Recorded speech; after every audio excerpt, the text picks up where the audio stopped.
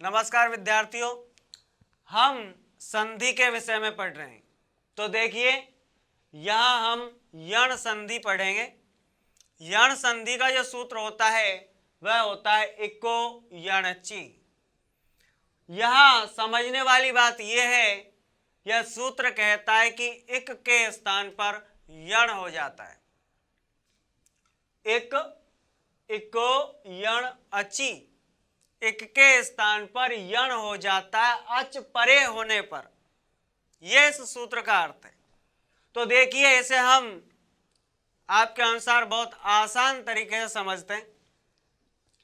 जब ई ह्रस्व ई या दीर्घ ई, ठीक है, जब ह्रस्व ई या दीर्घ ई के बाद ह्रस्व ई या दीर्घ ई को छोड़कर कोई अन्य स्वर आए, तो इसका कहने का मतलब यह है कि आपके पास ह्रस्व या दीर्घ ई है और उसके बाद में ह्रस्व या दीर्घ ई को छोड़कर अन्य कोई स्वर आता है, यानी ह्रस्व और दीर्घ ई नहीं होना चाहिए, बाकी कोई भी स्वर हो आए तो ई या ई के स्थान पर यह हो जाता है।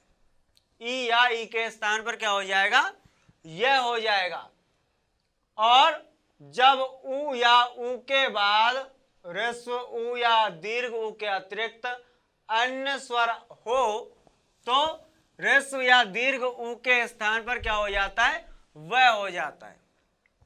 वही बात है, यदि ह्रस्व या दीर्घ उ है और उनके बाद में कोई असमान स्वर है, यानी कि ह्रस्व या दीर्घ उ को छोड़कर अन्य कोई भी स्वर है, ठीक है, तो वह हो जाएगा। और री या री के स्थान पर इन दोनों को छोड़कर अन्य कोई स्वर हो तो री अथवा री के स्थान पर र हो जाएगा। यह समझने वाली बात है।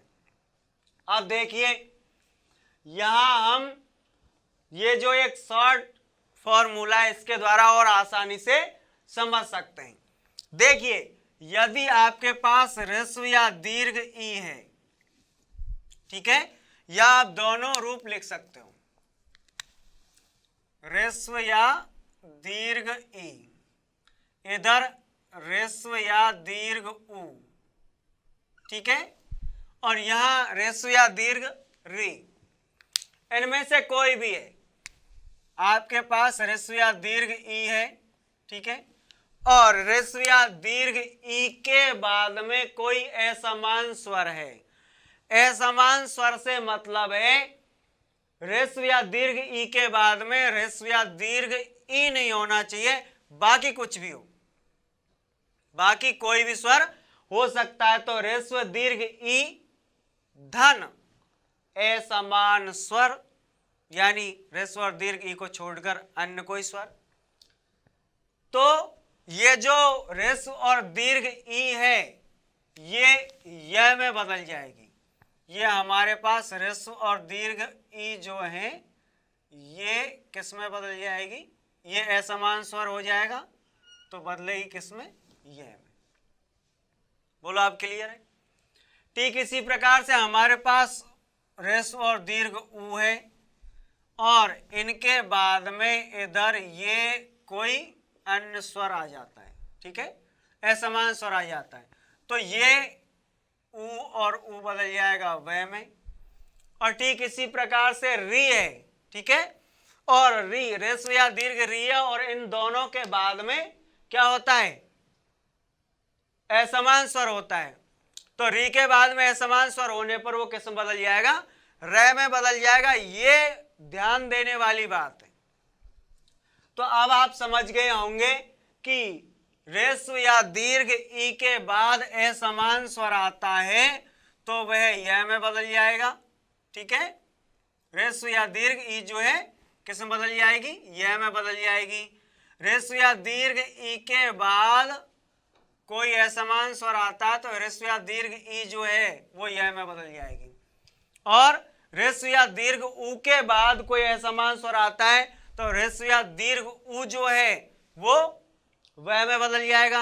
ह्रस्व या दीर्घ री के बाद में कोई असमान स्वर आता है तो ह्रस्व या दीर्घ री जो है वो रह में बदल जाएगी। क्लियर है? आइए अब हम इसके उदाहरण देखते हैं। तो देखिए उदाहरण है ई या ई, यानी ह्रस्व या दीर्घ ई धन असमान स्वर, तो किस में बदल जाएगा? यह में बदलना है। तो देखिए यदि धन अपि बराबर यद्यपि, यहां आपको ये देखना है, मैं फिर से आपको हल करके बता देता हूं।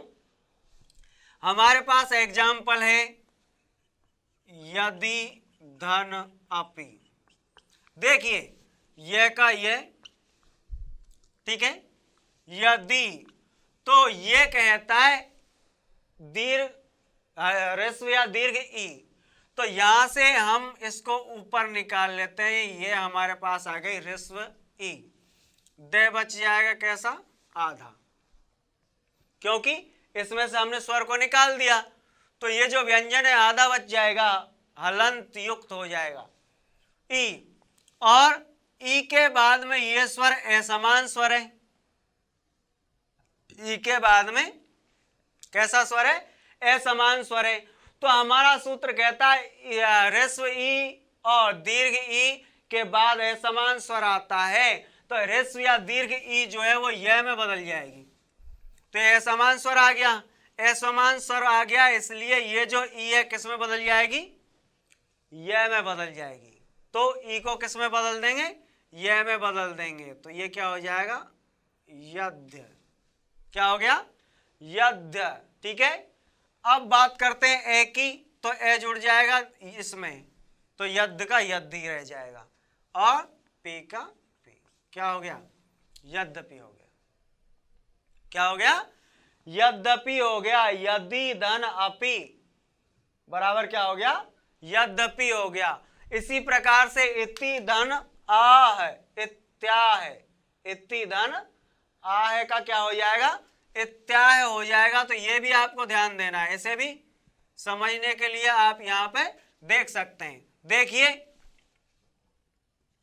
हमारे पास उदाहरण है इति धन आ है, ठीक है, तो वही बात है, ई का ई हम ले लेंगे, यहां ती, तो ती में ई है, ठीक है, ई हो और बाद में कोई असमान स्वर हो, असमान स्वर है, तो ये हो गया आधा ते, ई हमने ऊपर निकाल ली। हमारा नियम कहता है कि यदि आपके पास ई है और बाद में असमान स्वर है, तो आपका ई जो है वो यह में बदल जाएगा। तो यह हमारा आधा ते है ही, और ये जो ई है ये किस में बदल गया? यह में बदल गया। इधर आ तो जोड़ दिया आ, और है का है, क्या हो गया? इत्याह हो गया। क्या हो गया? इत्याह हो गया। तो विद्यार्थियों अब आप समझ गए होंगे कि किस प्रकार से हम ये संधि जो है इनको सिद्ध करते हैं, ठीक है। तो इस प्रकार से आपने देखा कि इति धन आ जो है उसमें इति, ती से हमने ई निकाला, ई को हमने यह में परिवर्तित कर दिया, तो हमारे पास हो गया, आ गया इत्य, और आ है जोड़ा तो हो गया इत्या है।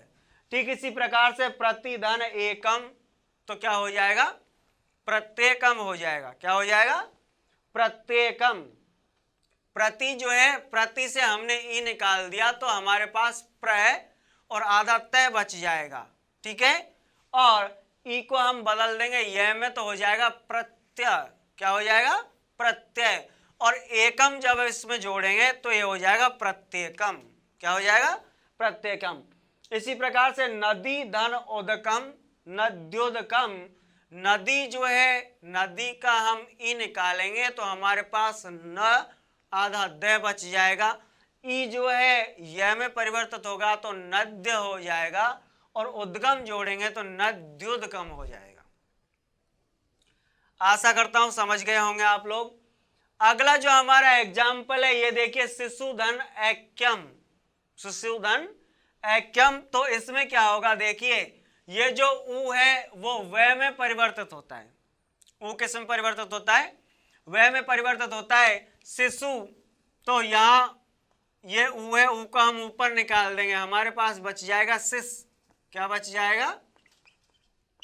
शिश। इस प्रकार से, ठीक है, ये शिश बच जाएगा। अब जो हमारा ऊ हमने ऊपर निकाला है, असमान स्वर होने की वजह से वो ऊ किस्म बदलता है वह में, तो हमारे पास रूप आ जाएगा शिश्व। क्या आ जाएगा? शिश्व, ठीक है। और ये एक क्यम जब हम इसमें जोड़ेंगे तो क्या हो जाएगा? शिश्वैक्यम हो जाएगा। क्या हो जाएगा? शिश्वैक्यम हो जाएगा। इसी प्रकार से देखिए स्वागतम, यदि इसको हम हल करें तो समझने की कोशिश कीजिए। देखो सु, ये हमारे पास सु है, धन आगतम, ठीक है। आइए हल करते हैं। तो सु जो है, सु का ऊ हम ऊपर निकाल देते हैं और हमारा नियम कहता है कि ऊ किस में बदल जाएगा? वह में बदल जाएगा। यहां तक ध्यान रखोगे। जब हम से ऊ को ऊपर निकाल देते हैं तो हमारे पास आधा से बच जाता है। क्या बच जाता है? आधा से बच जाता है। आधा से जो हमने ऊ यहां से निकाल कर ऊपर लिया था, ये ऊ किस्म बदल गया, वह में बदल गया, तो हम यहां वह लिख देते हैं, ठीक है। अब हमारे पास धन के इधर जो शब्द है वह आगतम, ठीक है, तो हम वह में आ जोड़ेंगे, वह हो जाएगा, और गतम का गतम। ये लीजिए, तो क्या हो गया? स्वागतम हो गया। क्या हो गया? स्वागतम, ठीक है। इसी प्रकार से चारु धन अंगी, क्या हो जाएगा? चारवंगी, ठीक है। क्या हो जाएगा? चारवंगी हो जाएगा। तो इसी प्रकार से आपने देखा गुरु धन आदेश है, तो ये हो जाएगा गुरुवादेश है। गुरु रू से हम ऊ अलग कर लेंगे तो हमारे पास गुर बच जाएगा, ऊ को वह में बदल लेंगे, गुर्व हो जाएगा, गुर्व, और आदेश जोड़ेंगे तो गुर्वादेश हो जाएगा। इसी प्रकार से इधर आप देखोगे तो देखिए री, जो ऋस्व री या दीर्घ री, असमान स्वर, तो र हो जाएगा। पितृधन उपदेश है तो पितृपदेश है। अब यहां देखो पितृ, हमारे पास री है तो हम री को ऊपर कर लेंगे, निकाल लेंगे, ऊपर निकालेंगे तो हमारे पास पी और आधा तय बच जाएगा। क्या बच जाएगा? पी और आधा तय। पितृ, पितृ से हमने री निकाल दिया तो हमारे पास बच जाएगा इस प्रकार, ठीक है। अब हमारा जो री है वो रे में परिवर्तित हो जाता है, तो तय और रे दोनों मिलेंगे तो क्या हो जाएगा? यह आ जाएगा, पित्र हो जाएगा, और उपदेश का पितृपदेश, ठीक है। तो इस प्रकार से इसमें जो री है, री को निकालने पर रे परिवर्तित हो जाता है, री का रूप रे में। इसी प्रकार से मातृधन आदेश है तो मात्रादेश है। री धन असमान स्वर, ठीक है, तो री धन असमान स्वर होगा तो ये ल हो जाएगा। कैसे? देखिए री धन आकृति बराबर क्या हो जाएगा? लाकृति हो जाएगा। क्या हो जाएगा? लाकृति। तो समझने की कोशिश कीजिए। देखो री धन आकृति, ठीक है, तो री जो है, री से हम री अलग कर देते हैं तो क्या बच जाएगा? ले बच जाएगा, वो भी आधा बच जाएगा। कैसा? आधा। आधे ले में आ जुड़ेगा तो ला हो जाएगा और कृति का कृति हो जाएगा तो लाकृति। तो इस प्रकार से आपने देखा कि ये जो यण संधि है, यण संधि जो है इसमें ह्रस्व या दीर्घ ई के बाद असमान स्वर हो तो ह्रस्व या दीर्घ ई यह में बदल जाएगी। ह्रस्व या दीर्घ ऊ के बाद में असमान स्वर हो तो ह्रस्व या दीर्घ ऊ वह में बदल जाएगा। ह्रस्व या दीर्घ री के बाद में असमान स्वर हो तो ह्रस्व या दीर्घ री र में बदल जाएगी, और री के बाद असमान स्वर हो तो री ल में बदल जाता है। आपने एक एक करके और उदाहरण हल किए। अब हम देखते हैं अयादि संधि। विद्यार्थियों, अयादि संधि का जो सूत्र होता है वह होता है एचो अयवा याव। एचो अयवा याव जो सूत्र है इसका अर्थ होता है एच। एच जो है, एच के स्थान पर क्रमशः अय, अव, ठीक है, आय और आव हो जाता है। ये इस सूत्र का अर्थ है। अब देखो विद्यार्थियों, एच जो है एच में शामिल किए जाते हैं ए, ऐ, ओ, औ। ये हमारे स्वर जो हैं वो एच प्रत्याहार में शामिल होते हैं।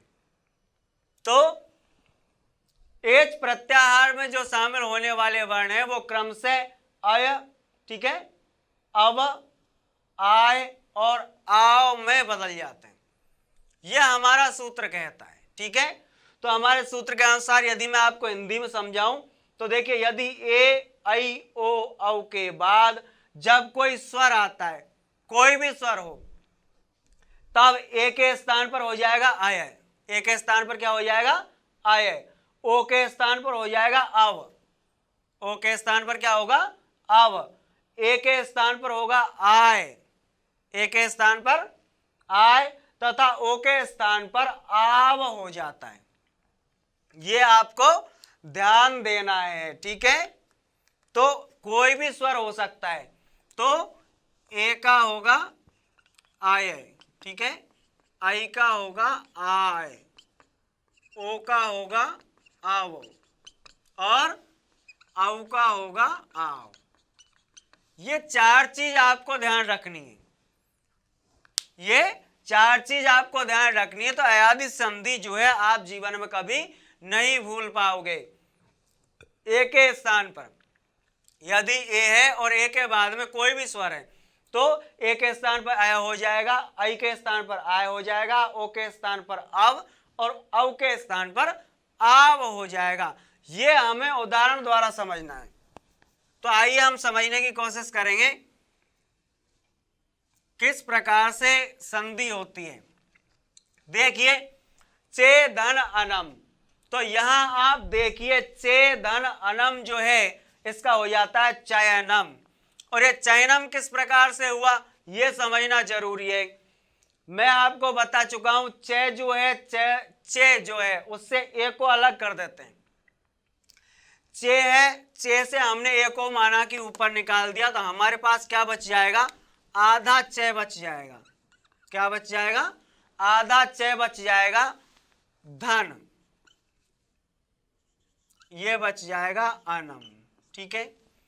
और ये जो चे में जुड़ा हुआ ए था उसको हमने ऊपर निकाल दिया। अब हमारा रूल कहता है कि ये जो ए हमने ऊपर निकाला है ये ए हमारा अय में बदल जाता है। किस में बदल जाता है अय में बदल जाता है। तो हमारे पास जो बात आएगी वो है चे धन आय धन अनम, ये हमारे पास आ जाएगा। तो देखिए च जो है इसमें ये ए जुड़ जाएगा तो च पूरा हो जाएगा, ये आधा है इसमें ये जुड़ जाएगा तो ये पूरा हो जाएगा और हमारे पास आ जाएगा चयनम। क्या आ जाएगा चयनम। देखिए ये आधा च ये ए पूरा करता है, आधा ये ए पूरा करता है, तो हमारे पास आएगा चय और नम का नम, चयनम। इस प्रकार से ये हल होता है। तो देखिए अगला वाला हमारा जो उदाहरण है वह है नैनम, ठीक है। तो ने धन अनम, वही हम करेंगे, ने से ए को अलग करेंगे तो हमारे पास न बच जाएगा। न ए जो हमने अलग किया था वह बनाएगा अय, तो न धन अय धन क्या हो जाएगा अनम, तो क्या आ जाएगा नैनम आ जाएगा। उसी प्रकार से मुने धन ए, तो ये जो ए हमारा है यह किस में परिवर्तित होगा, ये जो हमारा ए किस में परिवर्तित होगा अय में, तो मुन ये धन ए, तो मुन ये। इसी प्रकार से यहां देखिए दई धन अक, तो यहां आय आई जो होता है वह किस में बदलता है आय में, तो ये हो जाएगा दायक। नई धन अक, तो आई जो है वो आय में बदलना है तो नायक। सही धन अक, तो सायक। अब इसमें आप समझने की कोशिश कीजिए। देखिए जैसे नई धन अक नायक, तो मैंने आपको बताया ये हमारे पास नई है, नई से हमने क्या किया आई को अलग कर दिया, आई को ऊपर निकाल देते हैं, नई धन अक।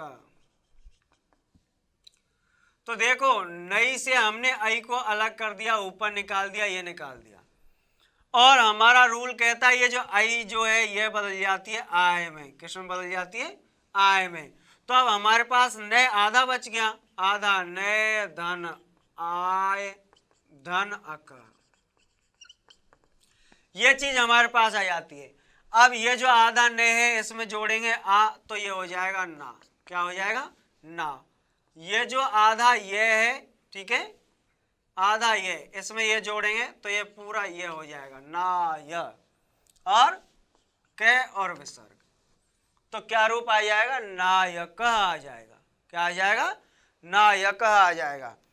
इसी प्रकार से देखिए अगले की यदि मैं बात करूं तो ओ धन ए, ओ धन ए, तो ओ जो है इसका होता है अव, ओ का क्या होता है?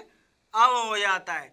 तो यहां देखिए भो धन अति तो भवती, ठीक है, मैंने कहा ओ का अव होगा तो भो, भो धन अति, तो देखिए भो जो है उसमें से हमने ओ को ऊपर निकाल दिया, ओ जो है कैसे बदल जाता है? अव में बदल जाता है, तो अव में बदल गया।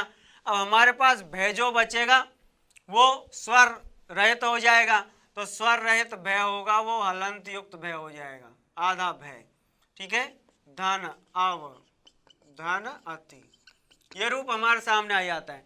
अब देखिए भय में जोड़ेंगे ए तो हो जाएगा पूरा भय, वह में जोड़ेंगे ए तो हो जाएगा पूरा वह, और ती का ती, तो क्या हो जाएगा?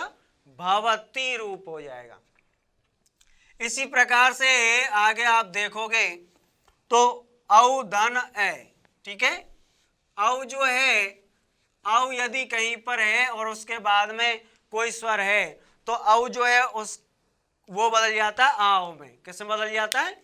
आओ में। तो देखिए रौ धन अनय तो रावण, पौ धन अक तो पावक, पे जो है उससे हमने अव को अलग कर दिया तो अव बदलेगा आव में, तो प, ठीक है, धन आव धन अक तो पाव धन क, क्या हो जाएगा?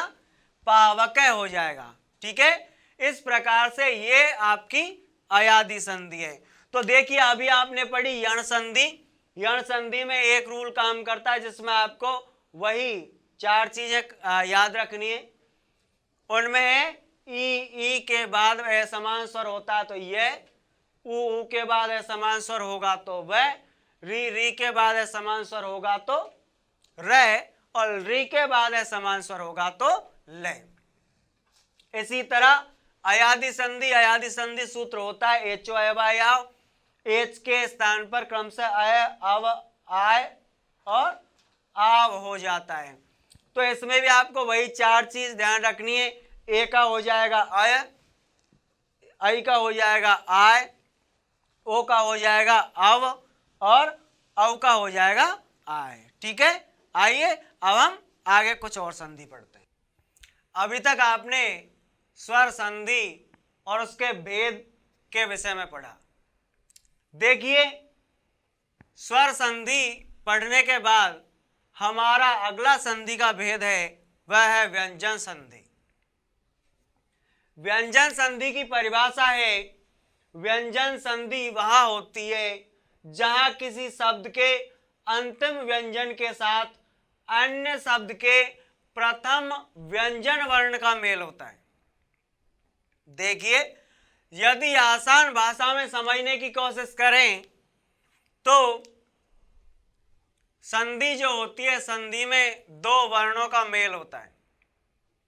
तो हमारा पहले वाला जो वर्ण है वो भी व्यंजन होना चाहिए, और जो शुरुआत वाला जो वर्ण है वो भी व्यंजन होना चाहिए। देखिए क्या कहता है, व्यंजन संधि वहां होती है जहां किसी शब्द के अंतिम व्यंजन के साथ, कोई शब्द है और शब्द के अंतिम व्यंजन के साथ, अंत में क्या है? व्यंजन है, अन्य शब्द के प्रथम व्यंजन और दूसरा जो शब्द है उसका प्रथम व्यंजन, यानी जब संधि होती है तो प्लस के दोनों तरफ शब्द होते हैं, ठीक है।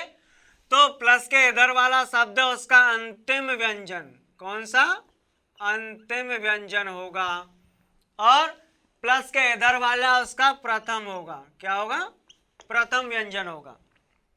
दोनों व्यंजन में जब मेल होगा तो वहां क्या हो जाएगी? व्यंजन संधि हो जाएगी। देखिए यहां गौर से देखिए आप, जैसे दुष्धंत क्या हो जाएगा? दुष्ट है। अब जैसा हमने परिभाषा में पढ़ा, यहां ये जो स है ये स्वर रहित है। कैसा है? स्वर रहित, हल युक्त है, और हल युक्त जो व्यंजन होता है वह स्वर रहित होता है, उसमें स्वर नहीं होता।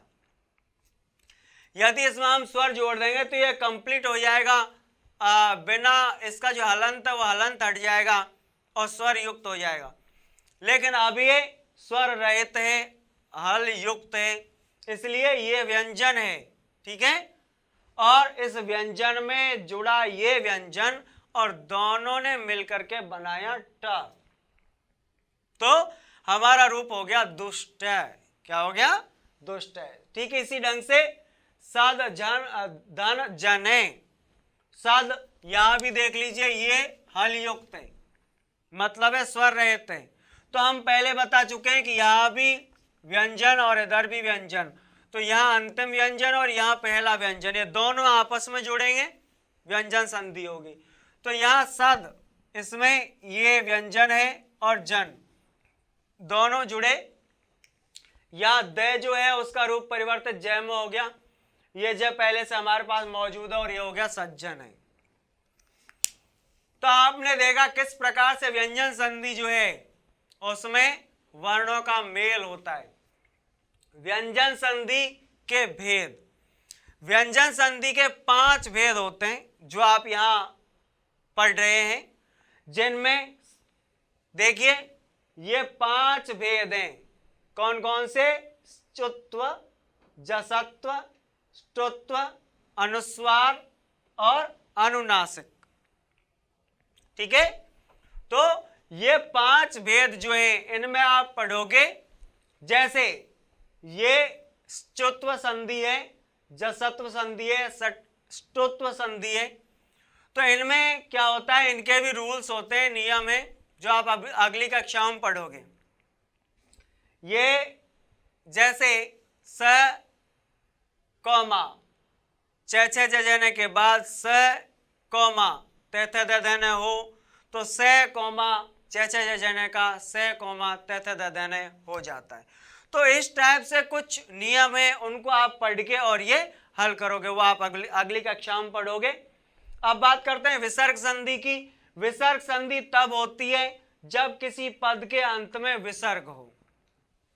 कोई पद है, कोई शब्द है, कोई किसी पद या शब्द के अंत में विसर्ग है, ठीक है, और उसके बाद वाले पद का प्रथम अक्षर कोई स्वर या व्यंजन हो और वह उसमें जुड़ जाता है या रूप परिवर्तित कर देता है। जैसे देखो, राम धन टीकते, राम धन टीकते, तो यहां ये विसर्ग है। कोई पद है, पद के अंत में क्या है? विसर्ग, पद के अंत में विसर्ग हो, तो ये राम एक पद है और पद के अंत में क्या है? विसर्ग है, और विसर्ग के बाद में कोई स्वर या व्यंजन हो। ठीक है, तो यहां पे या आप देख रहे हो टी, ठीक है ना, राम धन टीकते, ये जो विसर्ग है, विसर्ग बदल गया स में। किस में बदल गया? स में, और ये हो गया रामष्टीकते। क्या हो गया? रामष्टीकते। विसर्ग संधि जो है, विसर्ग संधि के भी 4 भेद होते हैं।